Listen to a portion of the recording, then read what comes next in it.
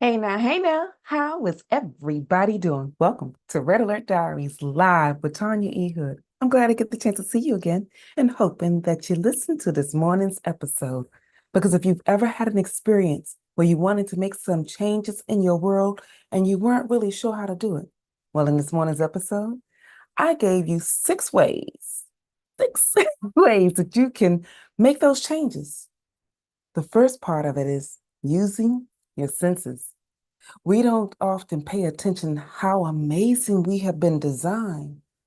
You have been created to interact with the world around you in such a way that most elements of how you flow through life, you're able to use that to support you in making the adjustments that you need. You just may have to revamp how you think about it. So, in this morning's episode, I was talking about using your five senses: touch, smell, taste, see, hear. When we use those, that's how we interact with the world around us.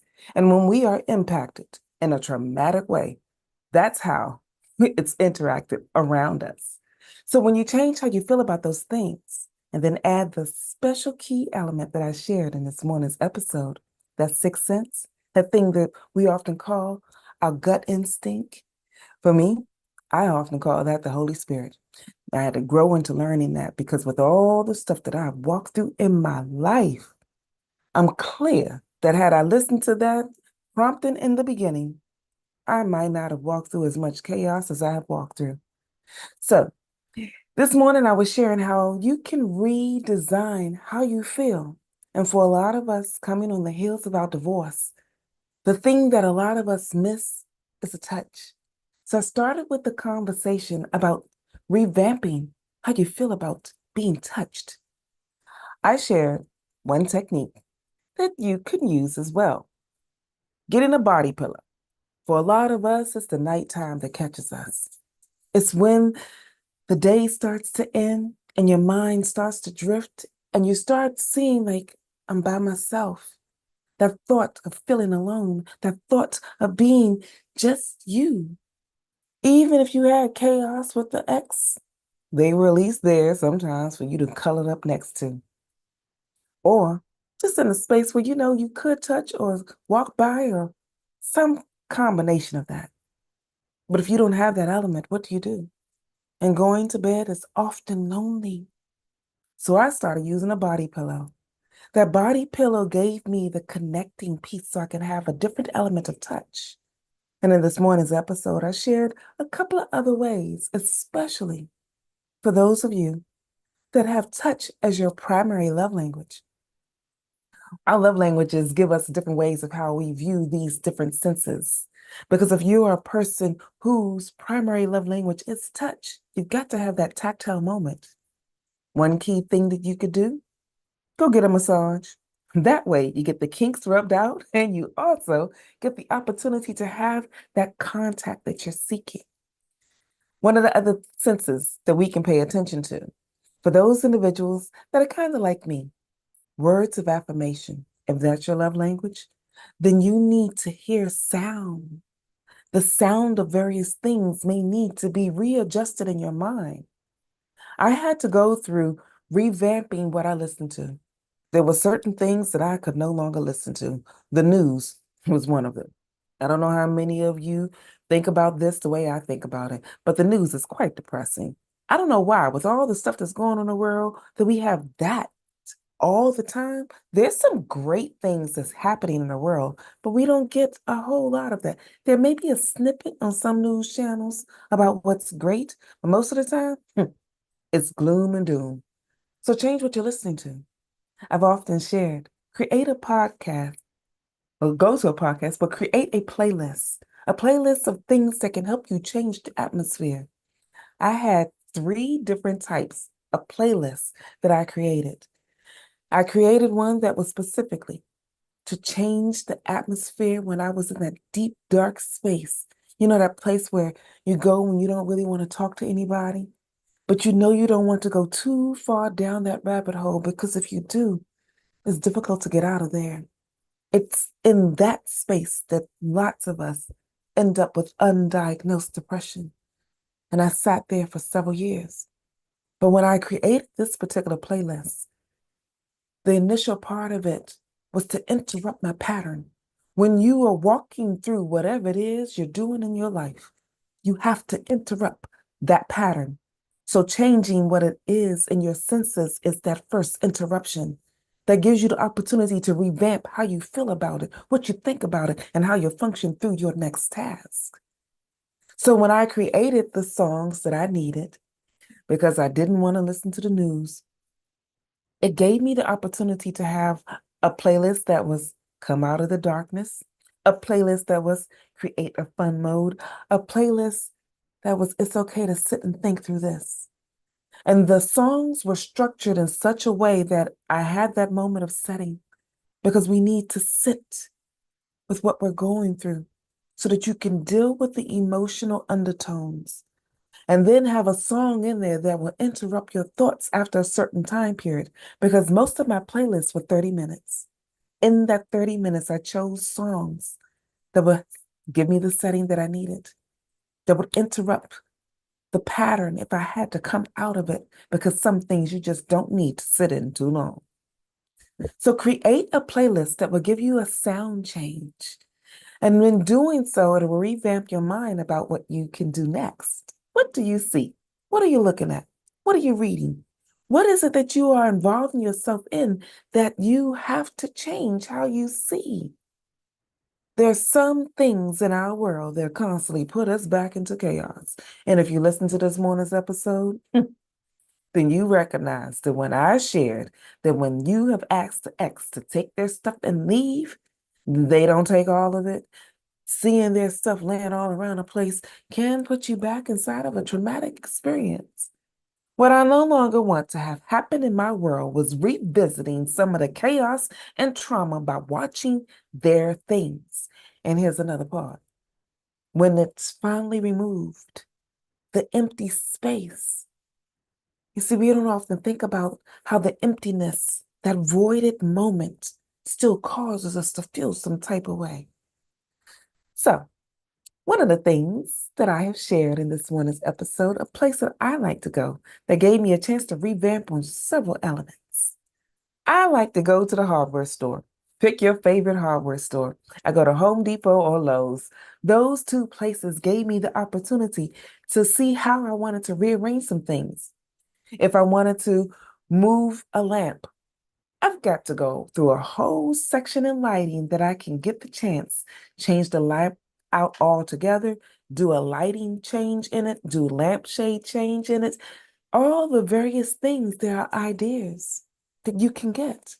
And if you're a person that's sort of crafty, go into Michael's or Joann's or some favorite place that will give you the opportunity to be creative with putting something new in that place where the excess things used to be, so that you do not have to keep revisiting some of the heartache and pain.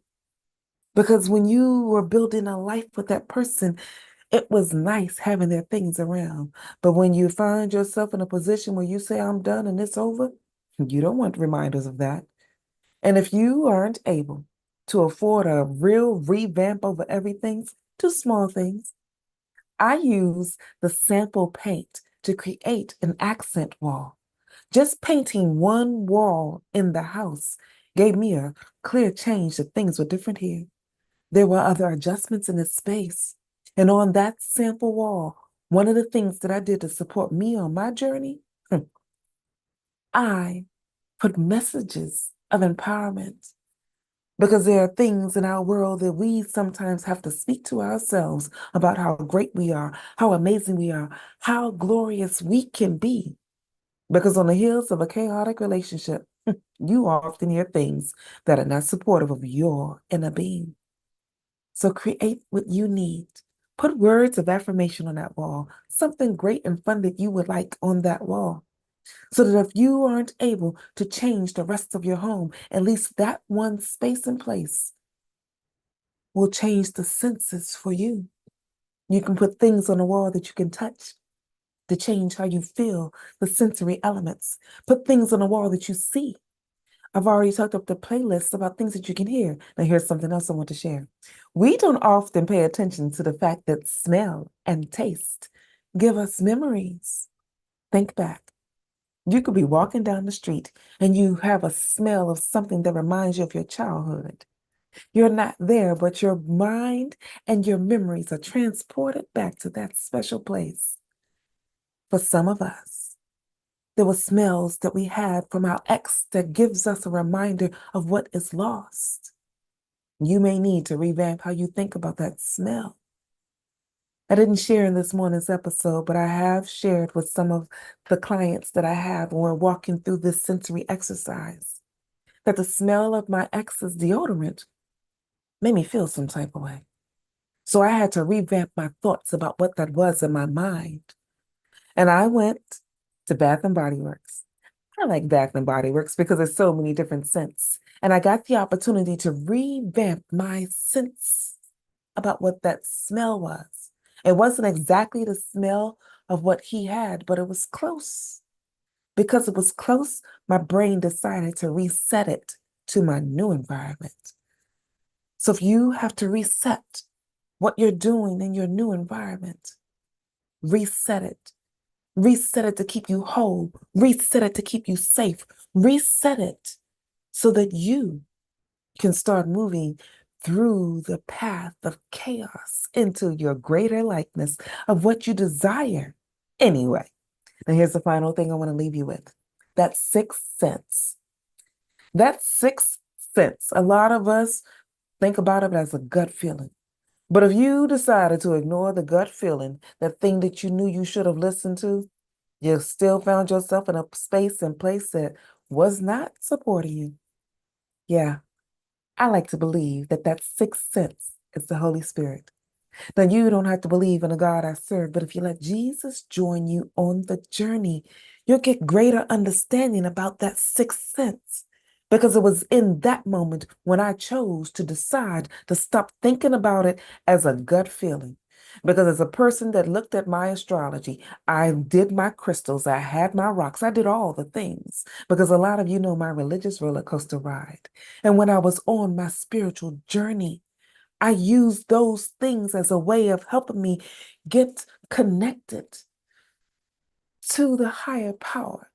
But I discovered if I get clear about how I'm thinking about that higher power, because you still need to walk through whatever you're dealing with a different mindset, but you cannot change what you're walking through with the same thinking or thought process that you had while you were in it.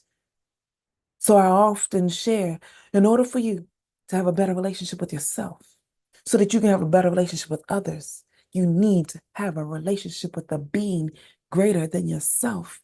And if you have not sealed your thought about who that is, then you will still find yourself in a space where all you are looking at are the five senses. And if you believe in another sense, another being, another level of existence, I centered myself in Jesus because centering myself in Jesus gave me clarity that the Holy Spirit is always with me.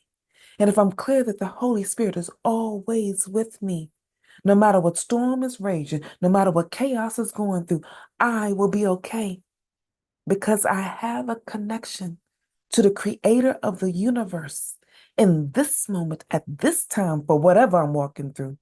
And it is there that I can get his insight because he already knows what's coming. He already senses what's happening. And because I choose to stay connected to his being, he will give me crystal clarity on what it looks like and what it sounds like. Because reading my Bible, I get clarity about his character. So I can get a clear feeling of what that sixth sense really is for me. So when I started walking through, listening to the Holy Spirit's prompting, I got a new job, I got a new house, I got new changes, new adjustments in my world. I got the transformation that I was seeking. And it wasn't just relying on the five senses. I'd already walked through those changes, but the thing that elevated me to that level of giving me the life that I now live, the life that I truly wanted from the beginning, was walking through that sixth sense. And so for today, if you don't remember anything else I've shared, here's the one thing I want you to know. Change your environment using all your senses, including the sixth sense. And if you want someone to join you on the journey, feel free to go to my website, tanyaehood.com. There you can click on the Work With Me tab and see the various ways that we can work with one another. In the meantime, this is Tanya E. Hood, walking in my purpose, and I want you to do the same. See you next time.